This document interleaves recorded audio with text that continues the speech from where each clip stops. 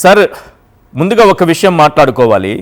ఈ భూములు ఇచ్చినటువంటి రైతుల్ని త్యాగమూర్తులని, త్యాగధనులని మనమే పేరు పెట్టుకుని చాలా గొప్పగా వాళ్ళ గురించి ప్రచారం చేసుకుంటుంటాం. కానీ వాళ్ళకి ఇప్పటి వరకు రిటర్నబుల్ ప్లాట్స్ లేవు. ఆ రిటర్నబుల్ ప్లాట్స్ కూడా డెవలప్ చేసినవి ఎక్కడుందయ్యా అంటే పేపర్లలో చూపిస్తున్నారు, సిఆర్డిఏ ఆఫీస్కి వెళ్తే కంప్యూటర్లలో చూపిస్తున్నారు తప్పిస్తే అవి ఎక్కడున్నాయో తెలియట్లేదు. పోనీ అవి ఉన్న ప్రాంతానికైనా వెళ్ళి వెతుక్కుందామని వెళ్తే శ్మశానాలు, వాగులు, వంకలు, చెరువులు ఇక్కడ కనిపిస్తున్నాయి. కానీ కొందరికి మాత్రమే పనిగట్టుకుని ఆ కొందరికి మాత్రమే కరెక్ట్గా ప్రైమ్ లొకేషన్, మంచి వెస్ట్ బైపాస్ రోడ్డు, హైకోర్టు నిర్మాణంలో ఉన్న హైకోర్టు దగ్గర, చంద్రబాబు నాయుడు గారి నివాసం దగ్గర. నిజంగా లాటరీ పనిచేస్తే ఒక పేద రైతో లేకపోతే సామాన్యుడైనటువంటి రైతుకో ఒక రకంగా, మిగతా వారికి మరొక రకంగా లాటరీలు తగులుతాయా? ఓకే, నేను రెస్పాండ్ గానా? Yeah please sir. ఇక్కడండి ఇప్పుడు 2017-18 టైంలో ప్రపంచ బ్యాంక్ ఇన్స్పెక్షన్ ప్యానెల్ వచ్చింది చూడండి ఒకసారి. మీరు కొంచెం వెనక్కి వెళితే ప్రపంచ బ్యాంక్ ఇన్స్పెక్షన్ ప్యానెల్ వచ్చినప్పుడు మెయిన్ ఎజెండా ఏంటంటే బలవంతంగా భూములు తీసుకొని ఉంటే ప్రపంచ బ్యాంకు అప్పులు ఇవ్వడానికి వీల్లేదనేటువంటి ప్రిన్సిపల్ మీద అప్పుడు వచ్చింది. అప్పటికే ప్లాట్ అలాట్మెంట్స్ చాలా మందికి జరిగి ఉన్నాయి, అంటే ఆన్ పేపర్. తర్వాత కొంతమంది వెళ్ళి చూసుకునేవాళ్ళు, అంటే లేఅవుట్స్ ఉన్నాయి కాబట్టి. ఇప్పటికి కూడా చాలా మందికి వాళ్ళ ప్లాట్ లేవో వాళ్ళకి తెలుసు. కొంతమందికి ప్లాట్ ఇంతవరకు అలాట్ కాలేదు, దాదాపు ఒక 6,000 ప్లాట్లో ఎంతో ఇంకా అలాట్ కాలేదు, అస్సలు కాలేదు. అలాట్ అయిన వాళ్ళకి వాళ్ళ ప్లాట్ ఏదో తెలుసు, కానీ కంప్లైంట్ ఏంటంటే లో లయింగ్ ఏరియాస్, వంకల దగ్గర లేకపోతే వాగు లోపల ఉంటాయి, అక్కడ మాకు రెసిడెన్షియల్ ప్లాట్ ఇస్తే మేము ఏం చేయాలి, వీటిని ఎక్కడైనా బెటర్ లొకేషన్స్ లో ఇవ్వండి అనే డిస్ప్యూట్స్ చాలా ఉన్నాయి. అవి ఇంతవరకు పరిష్కారం కాలేదు. అవి కొన్ని దాదాపు కనీసం కొన్ని వేలలోనే ఉన్నాయి. ఫార్మర్స్ ఇక్కడ ఇస్తే మాకేం ప్రయోజనం, మేము భూమి అయితే పోయింది, అది అట్లే ఉంది.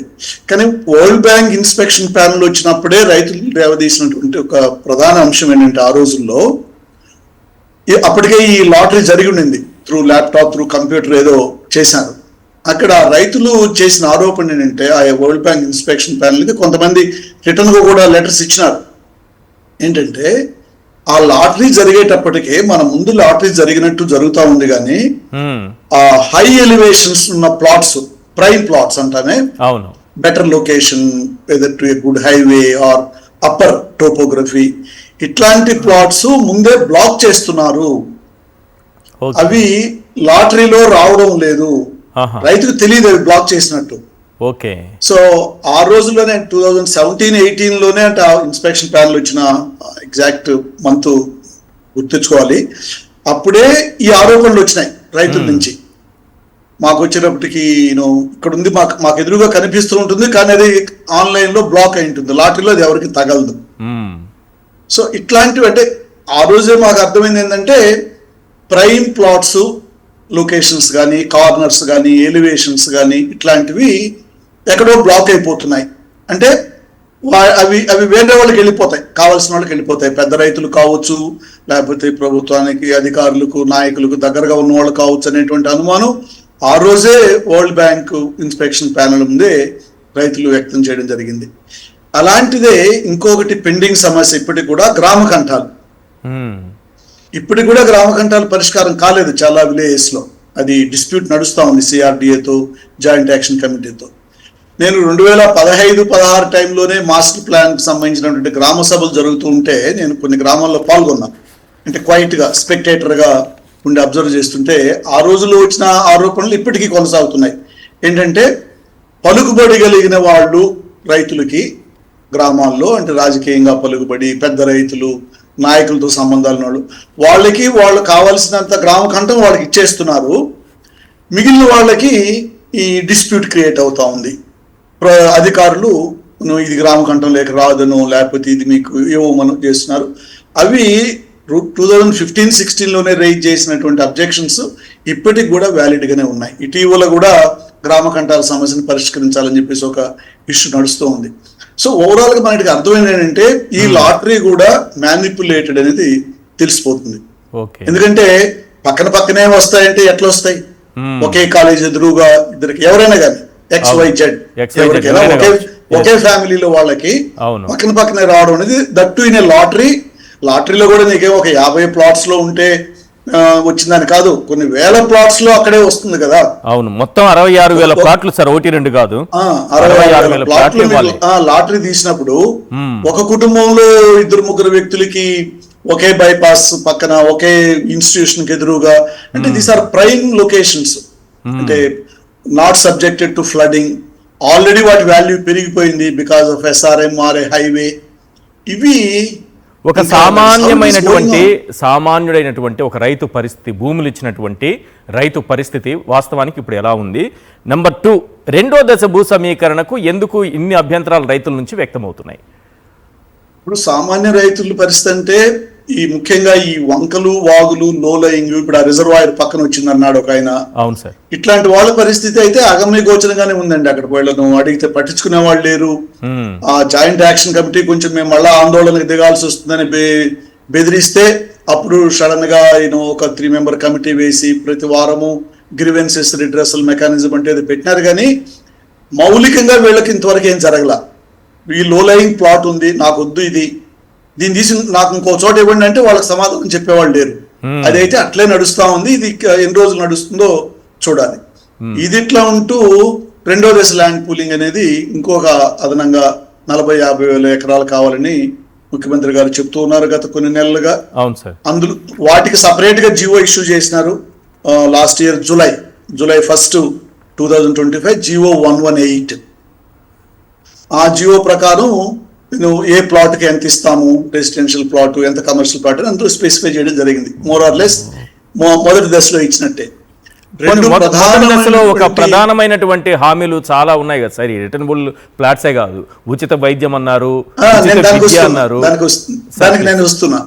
మొదటి దశ ల్యాండ్ పూలింగ్ లో చేసినటువంటి ప్రధాన 2 ప్రామిస్లు ఒక్క శాతం అంటే 0.1% కూడా అమలు చేయని హామీలు అవి. ఉచిత విద్యా వైద్యము 29 గ్రామాల్లో ఉన్న ప్రజలందరికీ. అది ఎందుకు అక్కడ ఉన్న రైతులు మాత్రం డిమాండ్ చేయడం లేదు, ఎందుకు అది ఒక ఇష్యూ కాలేదో నాకు అర్థం కాదు. 1.5 లక్ష వరకు రుణమాఫీ కూడా ఉంది రైతులకి. అది LPS 1 లో నాకు కరెక్ట్ ఐడియా లేదు చేసినది. ఇప్పుడైతే 1.5 lakhs రుణమాఫీ చేస్తున్నారు. అందులోనే ఉంది ఆ జీవో నేను ఫాలో అయ్యాను. అది చేస్తుంటారు, 1.5 lakh రుణమాఫీ చేస్తుంటారు. కానీ విద్యా వైద్యం చాలా మోస్ట్ క్రూషియల్ కదా. ఎక్కడ చేసినట్టు ఎక్కడ అది కూడా కనపడలేదు. ఆ 1.5 లక్ష రుణమాఫీ లేదు. ఒక దశలో విమర్శలు ఎక్కువయ్యేటప్పటికి అమరావతి హెల్త్ కార్డు అని ఒకటి ఇచ్చినారు గ్రామాల్లో. ఆ హెల్త్ కార్డుని ఏ హాస్పిటల్ కూడా దాన్ని ఆనర్ చేయలే. So practically it was useless card. కనీసం ఆ హామీలు మొదటి దశలో ఇచ్చినటువంటి హామీలు నెరవేర్చి ఉంటే, ఆ హామీలతో పాటు రిటర్నబుల్ ప్లాట్స్ కూడా డెవలప్ చేసినవి మంచి వాళ్ళకి ఎక్కడ ఇవ్వాలో అక్కడ ఇచ్చి ఏ ఇబ్బందులు లేకుండా ఉంటే రెండో దశలో ఈ ఆటంకాలు వచ్చేవి కావనుకోవచ్చా? రెండో దశలో అయినా ఇంత ఫ్రీగా ఇచ్చిండేవాళ్ళు కదా. ఎందుకంటే సార్ ఈ ఒకసారి భూమి ఇక్కడ సిటీ కనపడదు. ప్లాట్లు డెవలప్ చేసి ఉంటే ప్లాట్లు కొంత పెరిగి ఉండేటివి, కానీ సిటీకి జనాభా ఎక్కడి నుంచి వస్తారనేది కదా ప్రధానమైన సమస్య. ఇప్పుడు రేపు ఒక మల్టీ స్టోరీడ్ అపార్ట్మెంట్స్ కట్టినారు, ఒక 500 ఫ్లాట్స్ కట్టినారు ప్రైవేట్ బిల్డర్ వచ్చి. 500 ఫ్యామిలీస్ 500 అపార్ట్మెంట్స్ కొనే ఫ్యామిలీస్ రావాలి. అవును, ఎక్కడి నుంచి వస్తారు? అక్కడ ఏముందని వస్తారు. గవర్నమెంట్ ఎంప్లాయీస్ కొనరు, వాళ్ళు క్వార్టర్స్ లో ఉంటారు. తర్వాత పోస్ట్ రిటైర్మెంట్ ప్లాన్స్ వాళ్ళకి ఏదో ఉంటాయి. సో ఫ్రెష్ గా ఒకరు వచ్చి ₹1 కోటి పెట్టి ఒక 3 bedroom ఫ్లాట్ కొనాలి రాజధాని గ్రామంలో అని ఒక 500 ఫ్యామిలీస్ 1000 ఫ్యామిలీస్ ఇట్లా పెద్ద ఎత్తున అల్టిమేట్ గా హౌసింగ్ వెంచర్స్ వస్తేనే దీనికి జరిగేది. అక్కడ ఏముందని వస్తారు. అందులో ఇప్పుడు ఈ ఐటీని అంతా వైజాగ్ కి తరలిస్తున్నారు. వైజాగ్ #1 ఫోకస్ ప్రభుత్వానికి ఇప్పుడు. కాబట్టి అమరావతిలో రైతులకు కొంతమంది పెద్ద రైతులు కూడా నేను కొంతమందితో మాట్లాడినప్పుడు ఇప్పుడు మాకు ప్లాట్లు ఇచ్చినా కానీ మేము ఏం చేయాలి ఆ ప్లాట్స్ తో? ఎందుకంటే ఐటీని మొత్తం వైజాగ్ తరలిస్తున్నాడు చంద్రబాబు నాయుడు. అక్కడ 99 పైసలు ఎకరాకు భూములు ఇస్తుంటే ఇక్కడ వచ్చి 50 లక్షలు పెట్టి ₹1 కోటి పెట్టి ఏ కంపెనీ వచ్చి కొంటుంది? సో ఎంప్లాయ్మెంట్ జనరేషన్ లేకుండా ప్లాట్లు ఇచ్చినా కానీ మేము ఏం చేయగలం వాటితో అనేది ఒక విధంగా గందరగోళం ఉంది అక్కడ. ఇబ్బంది పడుతుంది. ఇవి పెట్టుకొని రెండో దశలో మళ్ళా అదే ప్రామిస్లు చేసి 3 ఏళ్లలో డెవలప్డ్ ప్లాట్ ఇస్తాం, ఉచిత విద్యా వైద్యం ప్రొవైడ్ చేస్తాం అనే దాన్ని రైతులు నమ్మలేకపోతున్నారు. ఆ 7 గ్రామాల్లో ఎక్కడైతే గ్రామ సభలు పెడుతున్నారో 2 మండలాల్లో ఇది వాళ్ళకు కన్విన్సింగ్ గా లేదు రైతులకి. ఎస్ ఏదో రైట్